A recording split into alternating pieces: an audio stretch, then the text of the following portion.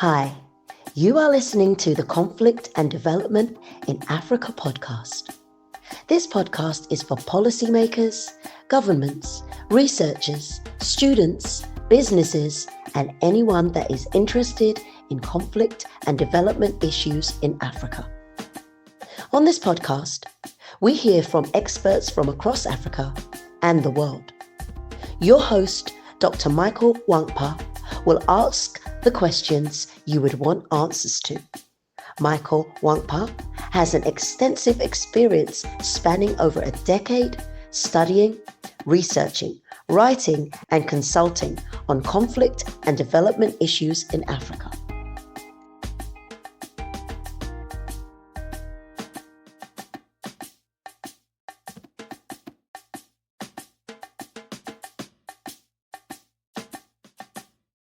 Hello and welcome to another episode of the Conflict and Development in Africa podcast. I'm your host, Dr. Mike Nwankpa. Today we're going to be discussing migration in Southern Africa. I'm joined by Dr. Rose Jaji, a senior researcher at the German Institute of Development and Sustainability. Dr. Jaji has written research and written extensively on migration, refugee issues, of gender, conflict, and peace-building issues. She is the author of the book, Deviant Destinations, Zimbabwe and North to South Migration. Rose, it is a great pleasure to have you join me today. I've looked at your extensive publications. I definitely look forward to, an exciting conversation with you. Thank you. It's a pleasure to be here. Brilliant. So let's begin with, we've seen let's say in the last 10 years, maybe since the crisis in Europe in 2015, what they call the migration crisis, we've seen migration is like a big topic across in Europe and even in America. But also, once we look at that, we often forget that migration, like the rally said in Africa, there's more internal migration in Africa compared to outbound migration. So how would you describe the general migration pattern in, let me say, in Southern Africa? Okay, thank you, Michael. What I would say is perhaps I could just start by saying migration in Southern Africa is historical. It goes all the way back to pre-colonial Africa. I mean, if you want to take it centuries back, you can even think about the Bantu migration, people moving from West Central Africa to the southern part of the country. And then you can even bring it forward to the 19th century, where you also see migration within the region. If you think about what is known as Mfecane in Nguniland in present-day South Africa, you see this is a period of political upheaval and people move northwards, cross into Zimbabwe, what is now Mozambique, Botswana, Zambia, Malawi, Tanzania, etc. So you see people have this tradition, so to speak, of moving around in Southern Africa. And then the colonial period, you see the same thing again, because remember many colonies in Southern Africa were settler colonies. So the white settlers were in need of labor in the mines and the commercial farms. So they relied on African labor on those farms and also in the mines. And then you see a lot of movement within the sub-region, where, for example, you see people moving from Malawi, Zambia into what was then Southern Rhodesia, which is now Zimbabwe. Then you also see people moving from Southern Rhodesia to South Africa for better wages, from Malawi, Zambia, Mozambique, Lesotho, also to South Africa for better wages. And then post-colonial, post-independence Southern Africa, you still see a lot of migration happening. And then you also see it being intertwined with what is often referred to as forced migration. It's not just migration in search of wage employment. It's also migration generated by conflicts in the region. So when you think about the pre-colonial period of Mfecane and the migrations that happened, Those people would fit into what we refer to as forced migrants or refugees in contemporary times. And then the colonial period, most of those countries, you look at Angola, Mozambique, Zimbabwe, Namibia, South Africa, there were armed liberation struggles that also generated refugees, right? And then you also see these migrations also being characterized as forced migration. And currently, if you look at post-independent Southern Africa, you also see what is now referred to as mixed migration. People migrating because of various reasons, be they economic, be they political. You think about persecution of people by perhaps autocratic regimes in Southern Africa. So these are the main reasons, and also the trends where you see people moving from countries that are struggling economically and countries that are facing political challenges to countries that are stable, politically and economically stable. So generally, this is what you see in Southern Africa in a nutshell. Brilliant. So so thank you for providing these, this kind of like historical migration patterns from pre-colonial to colonial and then post-colonial patterns. So if you look at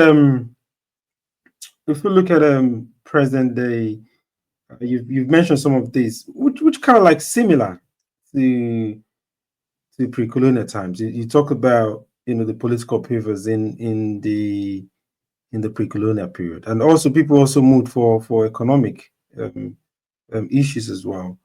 But these patterns, if you look at what countries, usually the destination countries in South Africa, I think some countries have, in terms of like the scale of migrants that they attract and those that move, I think that would give us like a clearer understanding of the significance of each of the factors that are driving this. So which of the countries are the main destination countries, and which are the ones that people are migrating from? So obviously, you start by making a general statement where you say if people move from politically and economically troubled countries to those that are stable, then you ask yourself which countries are stable in the region. So you see South Africa being the powerhouse in Southern Africa and also perhaps on the continent. And then you see a lot of migration from many countries in Southern Africa in the direction of South Africa. And then also, South Africa is quite vocal when it comes to migration from African countries. So a lot of attention obviously is given to this country. Of course, the numbers are huge and they also talk about it. So it's mainly South Africa, which is the main destination, being a big, thriving economy. But then you also have these countries that tend to be a bit quiet, but they are hosting migrants from the region as well. If you think about Botswana, you think about Namibia, and then you think about the other countries that people generally do not talk about that much in Southern Africa. My experience is almost every country, if not all the countries in the region, host migrants, but then it's about the numbers. It's also about, not really making it a big issue. So where migration is very politicized, you hear a lot about it to the extent that you would assume, if you don't know anything about Southern Africa, you could easily assume people are only moving to South Africa or maybe to Botswana and Namibia. But then when you travel around, you find that the other countries quietly host migrants, quietly host refugees. So, for example, I was in Mozambique in July this year for research. And then, I met people from Somalia who actually run shops in Mozambique. Everything is quiet. So I'm like, oh, wow, you also have migrants in this country, first migrants. And then they said, yes, we live with them. We're used to them being here with us. So it's no big deal. So, yes, you have South Africa having a lot of migrants. But then that's not to say the other countries do not have them as well. I come from Zimbabwe and people don't even think about Zimbabwe hosting migrants. But then I wrote a book about migrants from the global north who live in Zimbabwe. Those are migrants, much as people wouldn't want to characterize them as such. And then we also have refugees in Zimbabwe. The camp, Tongogara refugee camp in Zimbabwe, hosts around 11,000 refugees from the Horn of Africa, but also mainly from Central Africa. But then we rarely hear this being spoken about. Yeah, I was gonna come to that in a minute. How the double standard in the lexicon that sometimes the global not used to describe this movement from north to south, and how they and that kind of like power dimensions. But I want to stay on this one for a minute. Like, we had a good friend of my colleague is in University of Zimbabwe come talk about land issues, land displacement in Zimbabwe, and how people are being displaced and movement to Mozambique. I'm glad you mentioned Mozambique, and then people are going to Mozambique and all of that. So I guess the question would be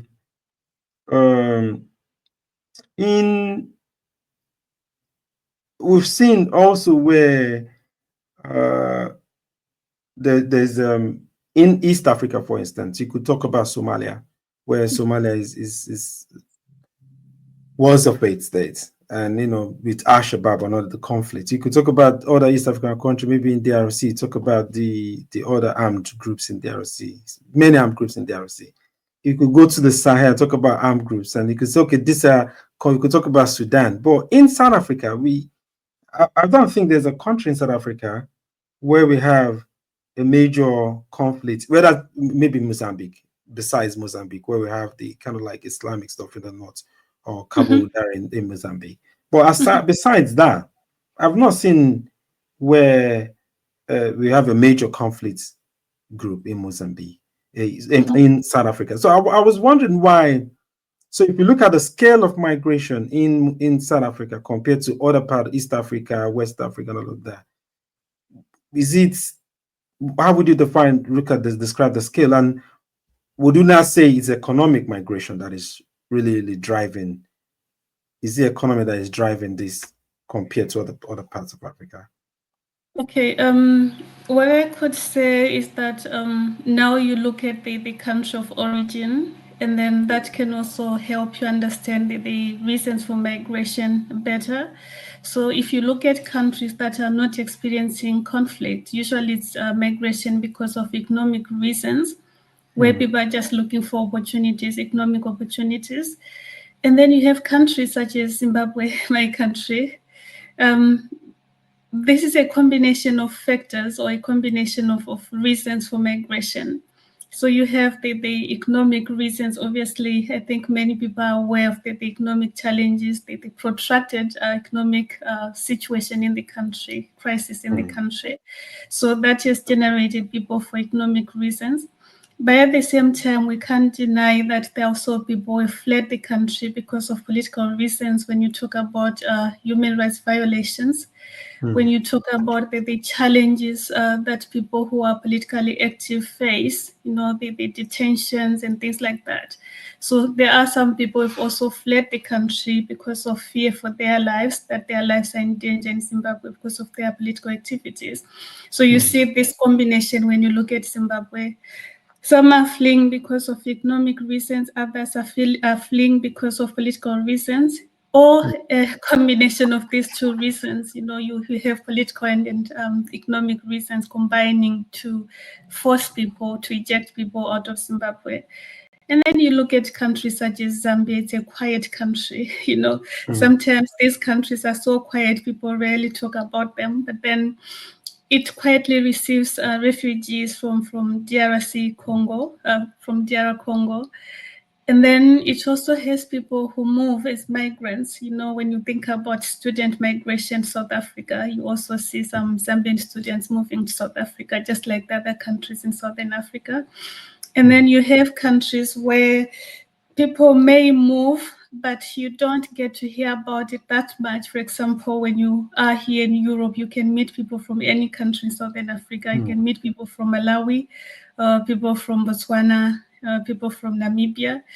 And then, people would generally want to ask, your country is doing well, why are you here? But then well is very subjective. People are always looking for things they may not find in their countries, despite the fact that these countries may not be facing the kinds of economic and political challenges that you may find in, for example, Zimbabwe, or, for example, in Mozambique, if you talk about Cabo Delgado.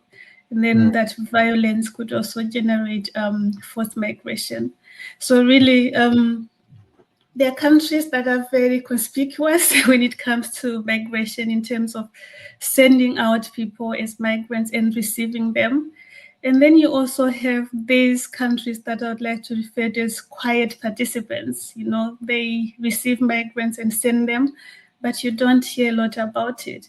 And sometimes we also forget the two small countries, Eswatini and Lesotho. People just talk about South Africa. And then they forget we also have those two countries in Southern Africa, and they tend to be very invisible because of their size. But they're also members of the Southern African region. Let's say you've written, maybe more on Zimbabwe. Let's stay on Zimbabwe for a minute. So I would say in South Africa, after Nigeria, Zimbabweans are the ones that face a lot of xenophobic attack in South Africa, in my opinion. And also looking at the recent pronouncement by the Botswana president about Zimbabwe, and I've read somewhere that they were saying that perhaps 95% of migrants in Botswana are from Zimbabwe. What is your take on that? On why Zimbabweans are targeted? Are Zimbabweans the highest migrants in among the South African community? I think one would need to consider the protracted nature of the economic and political problems in Zimbabwe. So, for example, the last 2 decades, the country hasn't really enjoyed much economic and political stability. So what that translates into is migration, obviously. And then what many people complain about migration do not realize is that many people generally migrate to neighboring countries. So naturally, you find a lot of Zimbabweans who have migrated being in neighboring countries that we share borders with, mainly South Africa, for reasons that I gave at the beginning, and also Botswana, and then Namibia. Then you also have Zimbabweans in Zambia, Malawi, Mozambique, but in smaller numbers than South Africa, for example. So I think, where migrants tend to be very conspicuous, people tend to be hostile because it's all about visibility. The more visible migrants are, the more hostility they generate, because people start thinking about these people coming to take over, coming to displace us in terms of economic displacement, or even socio-cultural displacement. So the hostility is mainly about feeling inundated. There are too many of them here. And if we don't curb these kinds of movements, we're going to lose our country. I mean, you hear this everywhere, not only in Southern Africa. You look at Europe, and you hear this kind of narrative about we're going to lose our country.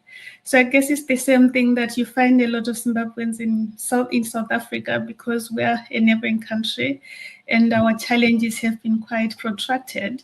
So people are thinking, well, since the issues have not been resolved, they're going to keep coming to us.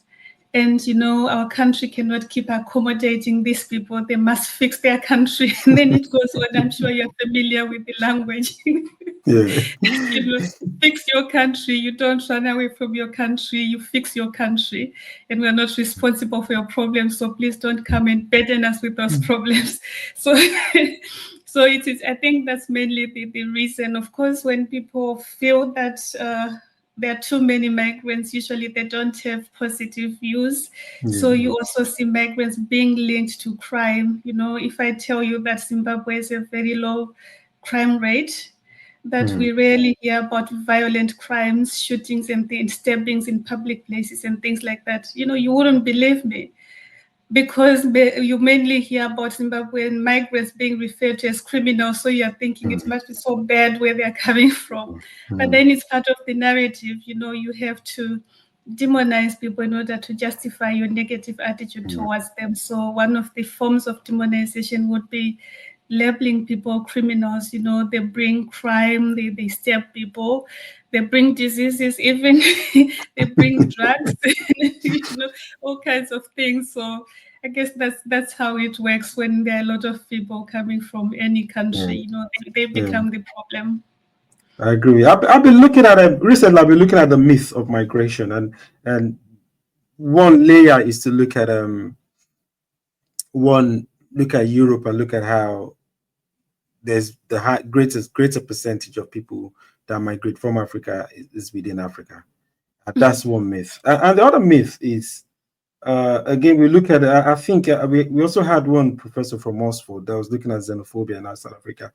And each country needs to have maybe about 6% of the population, and it wasn't even up to that. So so that validates what you're saying about how these narratives are amplified in a very malicious way to because migrants are not even up to the national kind of percentage that they give for migrants. But let me go to the colonial stuff. So you look at the legacy. So if you look at pre-colonial times, there's always the notion that anyways, African states were arbitrarily created.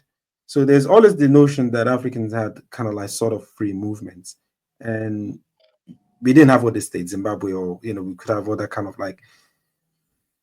society, the way society were organized during that times. So now, if we look at the colonial heritage and look at what colonialism, then look at it back again, bring it back to your book and look at how the white farmers. I know during Mugabe, there was that policy, that nationalization where white farmers where the farms were kind of renationalized. And in the last episode we had, I guess, also talked about how indirectly the white, although they are black faces, black capitalists, but they are working in disguise for the white people. They are reclaiming those lands. I don't know if you can speak on that. And so, but I wanted to talk about one, maybe the double standard in terms of how, from what you say in the book, the north-south migration pattern, which is quite relevant, number one.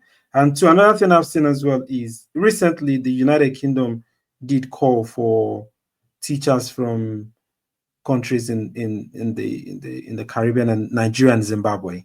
So look at, even though these migrants are being demonized and say, oh, there's so many migrants, yet the labors are needed from these countries.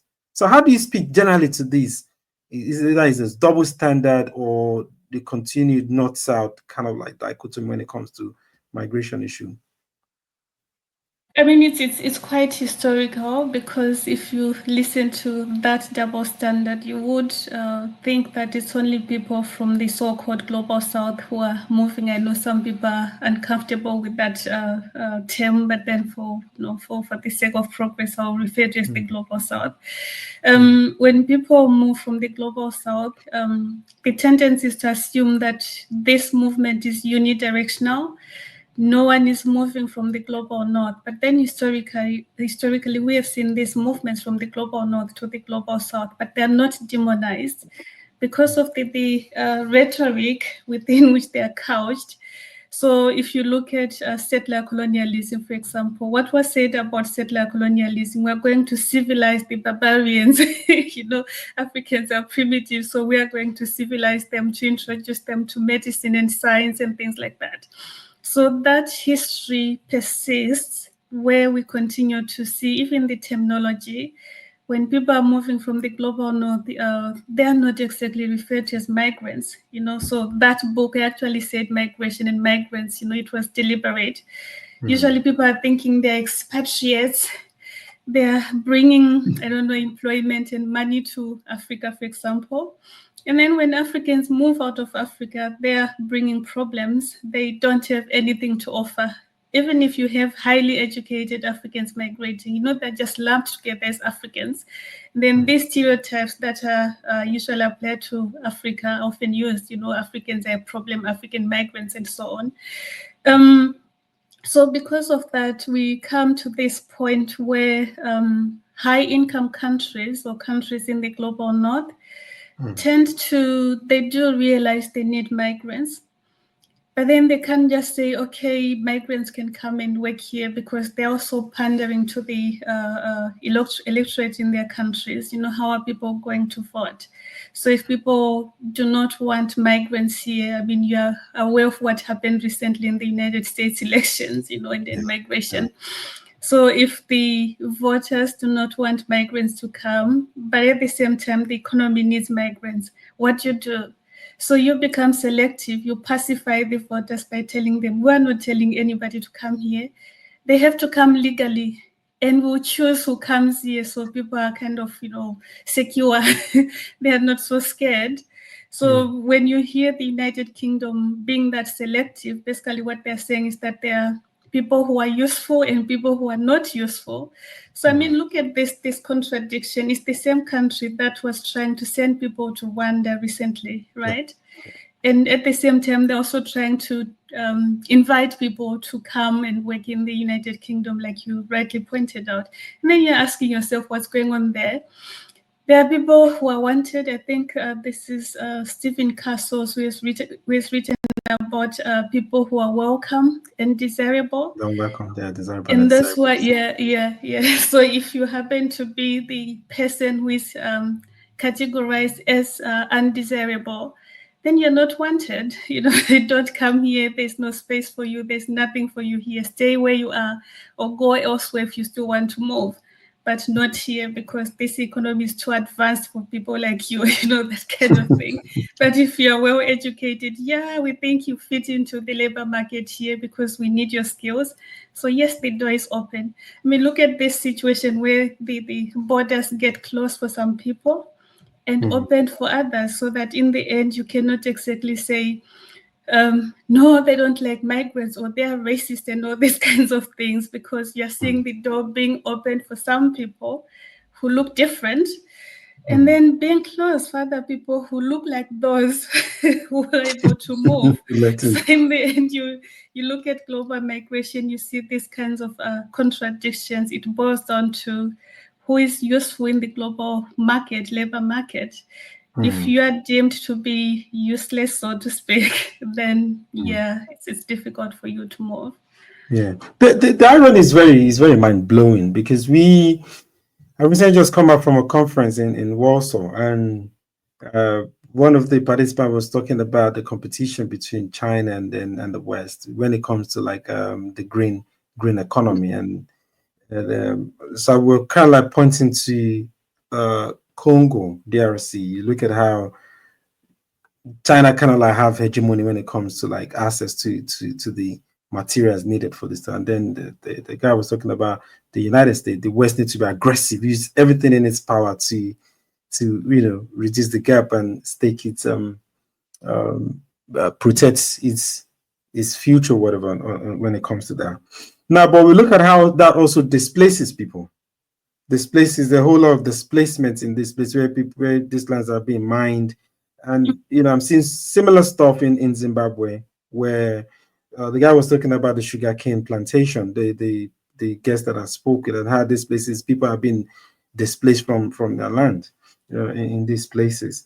But then I guess the question I wanted to say is, in Africa, we've seen less economic integration, less, which will be defined by movement of goods and movement of persons. So I know recently there was the continental free trade, but also this continental free trade also relies on regional, already existing regional stuff like ECOWAS, like SODOC. So what is SODOC?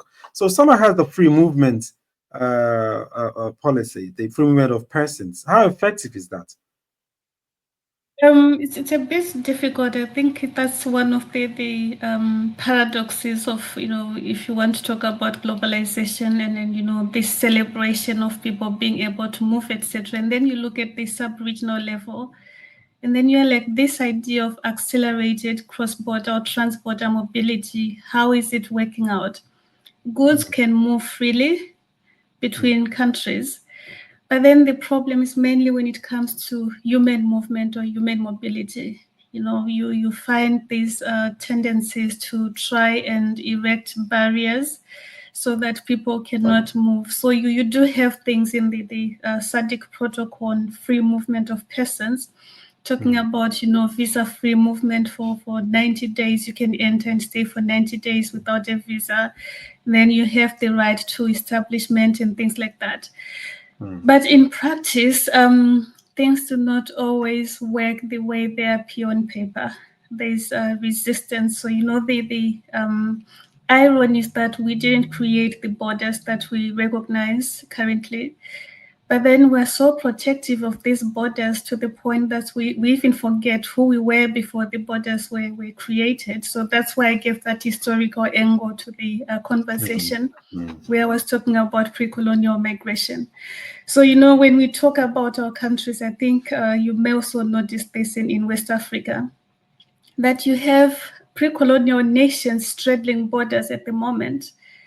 And then these people struggle to cross the borders legally. They have to do it without maybe the permission of the state, because the state is insisting you need a passport. And then to these people, it's not making sense. A passport for what? This is our land, this is our ancestral land. So of course it's now your country, but it's our land because, we're looking at the history of this land. But then when it comes to mobility in Southern Africa, we face these kinds of challenges that, border regions are populated by ethnic groups that you find on both sides of the border. But then the mobility is restricted. Imagine telling someone to travel 300 kilometers in order to cross the border when they can easily cross it to maybe somebody who lives 7 kilometers from their homestead. But then you're telling them, if you cross there, that's illegal. The legal ways for you to go to this city, that's where we have the official crossing point, and then you cross the border and you go and see your cousins on the other side, or whoever you want to see there, or your chief. I mean, these kinds of things are really hampering mobility in Southern Africa. And also the politicization of migration, like I said at the beginning, when people look at those who are crossing the border, not as fellow Africans, but as a problem, then you see a lot of resistance in terms of who can come in. And then when they come in, do we want them to even naturalize? I mean, it's quite interesting. I mentioned people who left because of Fetane. And now when these people go back to South Africa, they are not considered as quote unquote relatives. They're foreigners, but historically they trace their ancestry to South Africa, present-day South Africa. But then you don't hear these kinds of conversations. We don't really want to talk about it because we're thinking about borders. Those on the other side are strangers, they're foreigners, we don't want them here. So I would say until people understand this history and situate contemporary migration in this history, it's going to be difficult for people to cross borders, not only in Southern Africa, but also on the continent at large. One of the so there's a special issue I'm editing, and I'm also kind of working on a book on democracy and kind of militarization in Africa, contemporary Africa. I'm looking at I'm glad you mentioned that. I've always said that how we staunchly defend the arbitrary creation of states in Africa, and how the elites, like even the African Union, how people defend these borders that were externally created. And then you look at, for instance, look at the Lake Chad, the stuff you've mentioned. You look at Boko Haram, look at these places where some of the places in the border city of the northeast Nigeria have their kids and kin in Chad, for instance, in Niger, and these people don't see all of those borders and how that creates. But also in East Africa as well. I think in East Africa you have that kind of situation going on, and that still continues that kind of like alien citizen kind of narrative that the colonialists manipulated.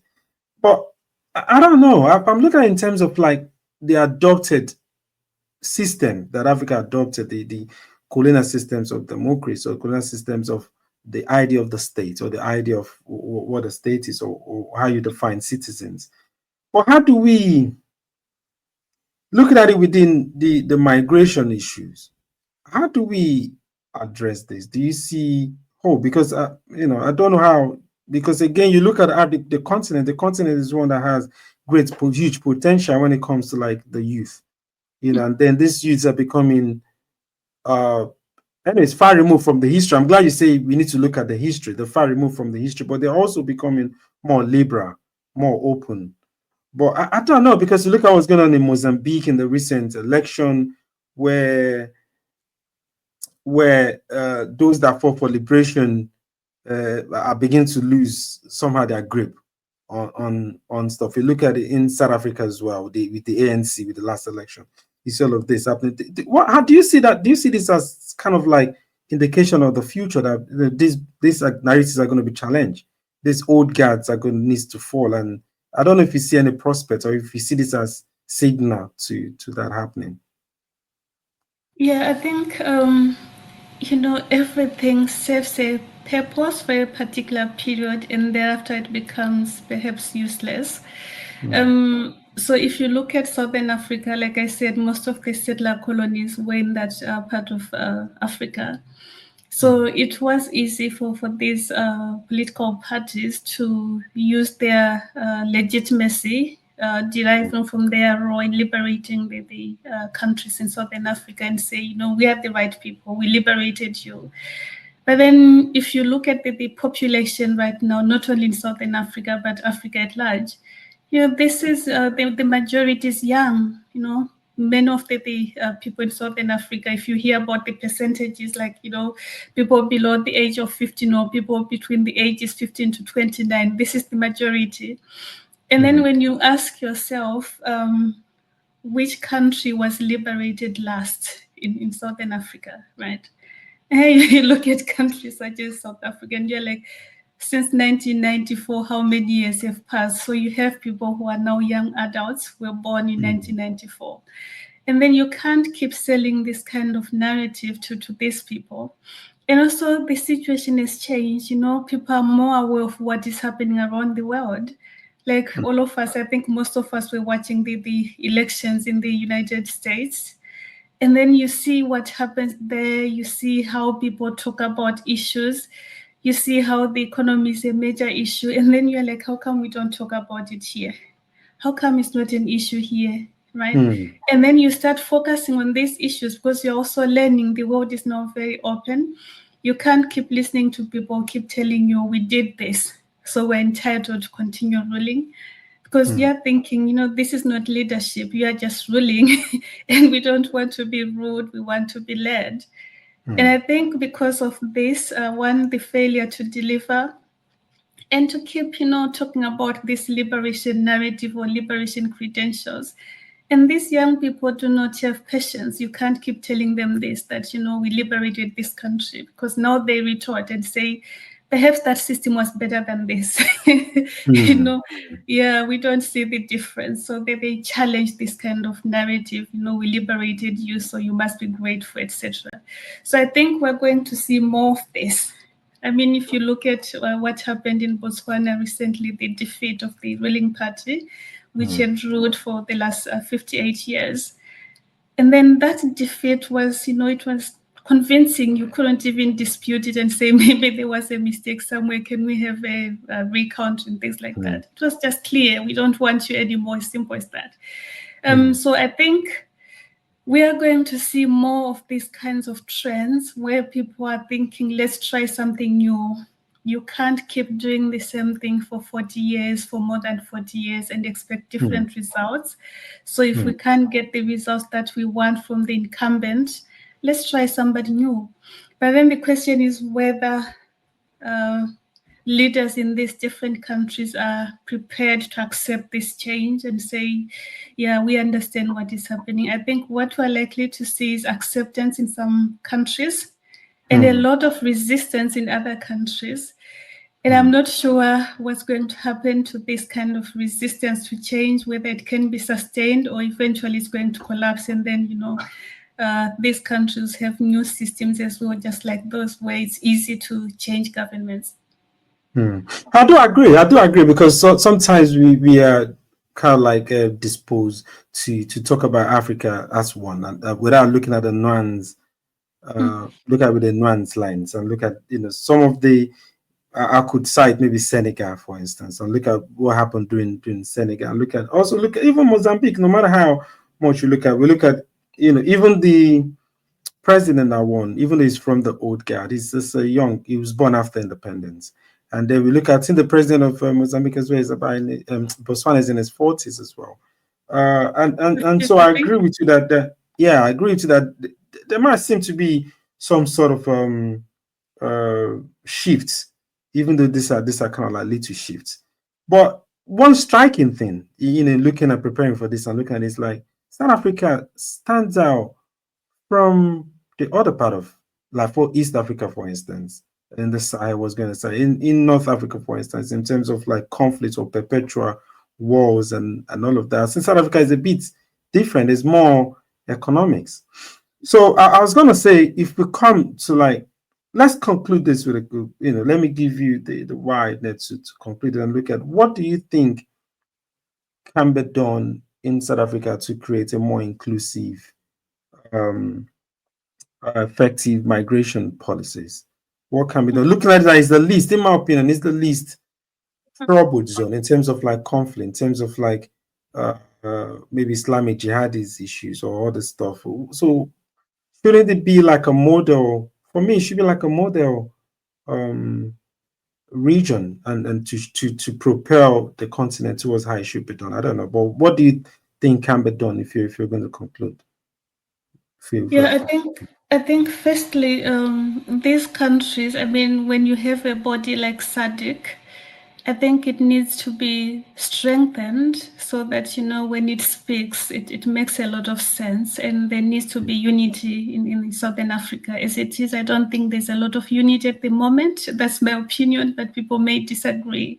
Because you have countries that are at different levels, especially in relation to democracy. You have countries where it's easy to change leadership. If the voters want to change the leaders, it's so easy. They simply vote them out and bring in new leaders, and everyone accepts it. So they have strong institutions.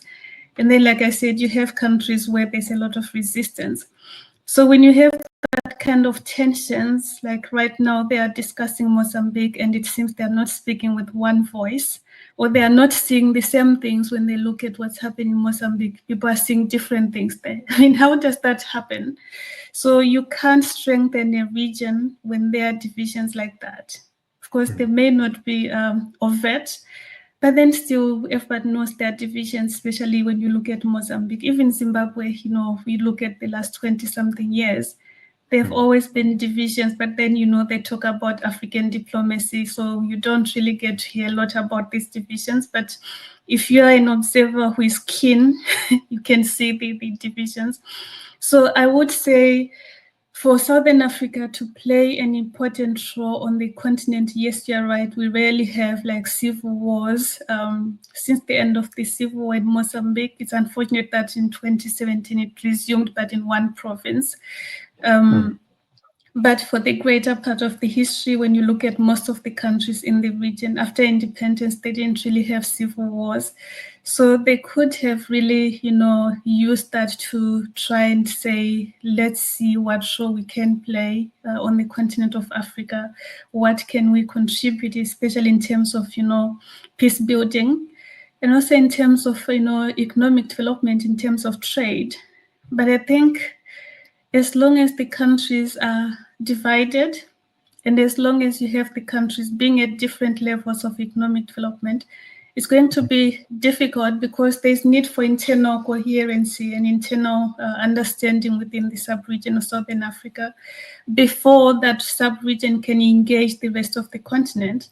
For example, if you want to talk about migration, how can Southern Africa talk about migration or free movement for Africans when it's so difficult for people to just cross one border So how is it going to be like if people are moving from another sub-region altogether? So these kinds of situations where you have attempts to move towards regional integration and also attempts to protect these borders, these are contradictions. How then do you manage to speak with one voice if you have these kinds of national interests and this kind of this lack of harmony between the member states of SADC, for example? So there is a lot of potential in other ways. There's a lot of potential. But then, as with the rest of the continent, the potential is there, but it seems we don't know what to do with it. We don't know how to unleash it. So we just see it. Yeah, we have the potential. But then it seems we are lethargic or we are paralyzed. So in the end, we keep talking about our potential, but we don't really get to do anything about it. And I see that in Southern Africa as well. Yeah, I agree with you. I agree with you. Yes, but we do have loads of potential, even right now, where it looks like there's a rebirth of another scramble for Africa, where Africa is having lots of leverage at the international, and we just need. I don't know what we need. We need some visionary leadership to just take charge of that. But we can always just be optimistic and hope that we would have that kind of be able to harness the potentials that we really do possess. But well, thank you very much for your very, very rich insight into this what I believe is an important topic to have. We're very grateful to have you join us. I'll keep you posted, and would definitely want you to help share the word so that to get to the right people that need to do what they need to do. Thank you very much, Rose. Thank you so much, Michael. It was a pleasure having this conversation. Thank you. Same here. Yeah, you have a great day. Same to you. Bye. Bye.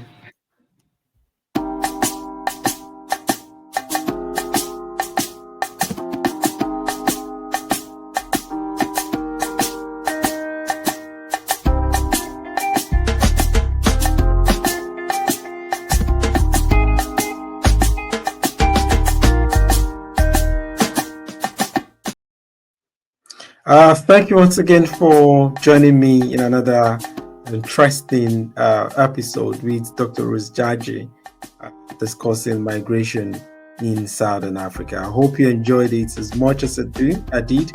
I would therefore implore you to subscribe to the channel, like this video, and join me again next week for more interesting and exciting episodes. For now, stay blessed and I'll see you soon.